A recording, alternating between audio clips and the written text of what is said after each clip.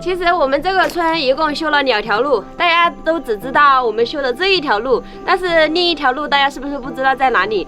其实它也是一条通往人家户的路。然后现在我们带你们去看一下，我们这整个村寨呢分为2个部分，一个是马路的下边，就是我们目前住的这里，下面只有4户人家，而且除了我们以外，其他的那些爷爷奶奶都是在上面养牛啊，养一些牲畜。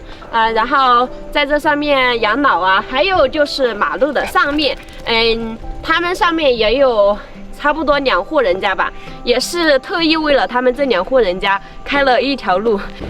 我们这条路已经修通了，而且在这之前，有一条4年前就已经修好的路，也是临街的这个大马路。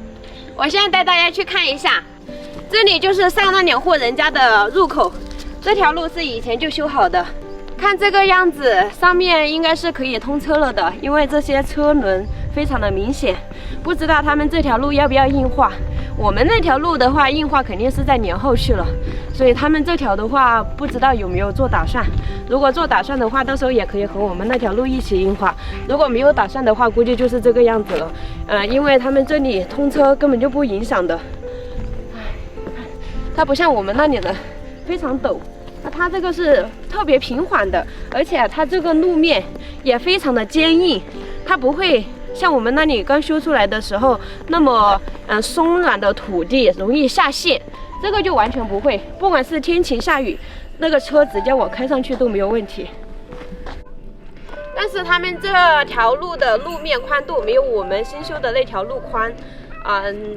只能通1辆车，2辆车会车的话是不行的，它只能找一个比较宽敞的地方，用来会车。叔叔在那里弄菜，他们修了一栋别墅在这里，然后拉的所有材料都是通过这条路拉上来的，根本就不用人工扛材料，所以修房子比较轻松，是吧？这是谁呀？你们这条路是好久通的啊？这条路是好久通的啊？打4、5年那个。4、5年前就通的这条路。你们烤完的你去卖不是？烤完的卖。这全部都是你们种的啊？是啊。叔叔家的房子就在那里，那么大一栋。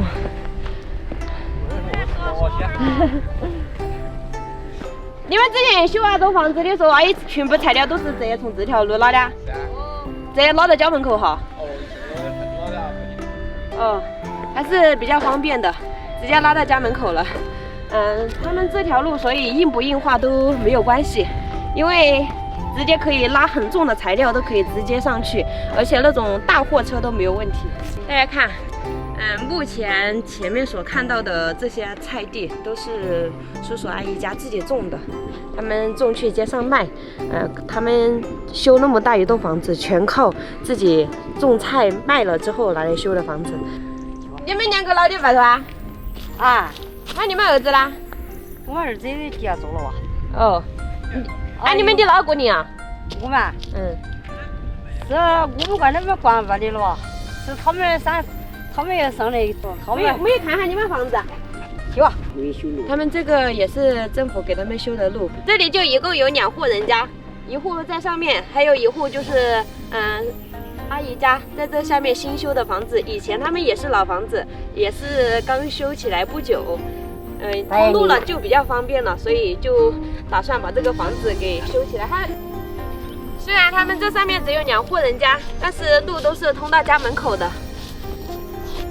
这第1户人家就是阿姨他们家，他们以前修房子的时候我们是知道的，他们是修一半，然后拆一半，另外一半还没有，还是老房子的样子，然后另一半就把它修成这种别墅型的，是不是特别的大气？那你们地方那个不也好修好了？阿姨他们家上面也缺水，因为他们的房子坐落的比较高，不像我们在下面，所以它出水的地方可以直接压到我们房子那里去。他们这里就不行，就不能从下面水流到上面来，所以他们就只能去另外一个地方找到一点点的水源，然后一挑一挑的给它扛到这里来，用来生活用水没问题。但是他们把这个房子给修建起来了，用的大量用水，我不知道他们是从哪里来的。看，一半老房子，一半新房子。这边应该是他们之前说，如果一起拆掉了的话，修这边房子的时候就没有住的地方，所以就把那边拆掉了，这边就用来住。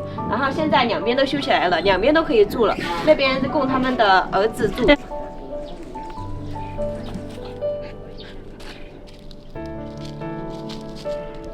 这第二户人家就是往这里去，他们这里虽然是老房子，但路也是通到家门口的。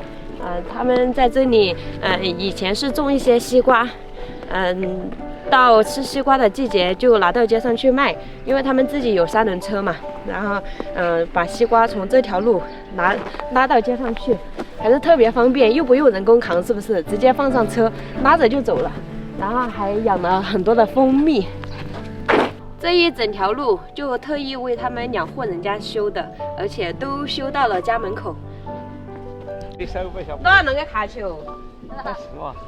他们这上面就只有2户人家，所以他们这些林子还有土地都是他们自己的，所以通路起来就比较方便，没有那些纠纷问题，不是说谁占了谁的地，然后修这条路又不公平呀，有这些问题。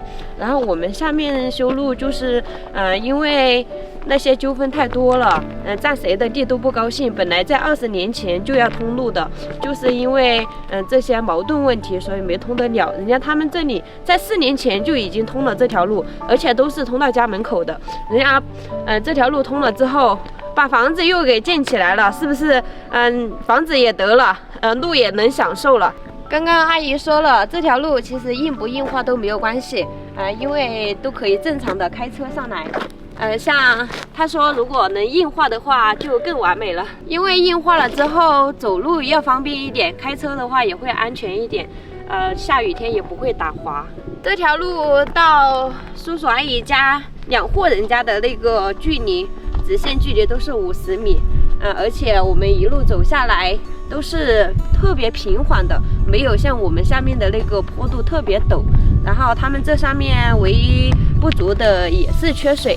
像他们老年人走路也很轻松，而且也特别的安全。看，这里就是临接大马路的地方，是不是特别近？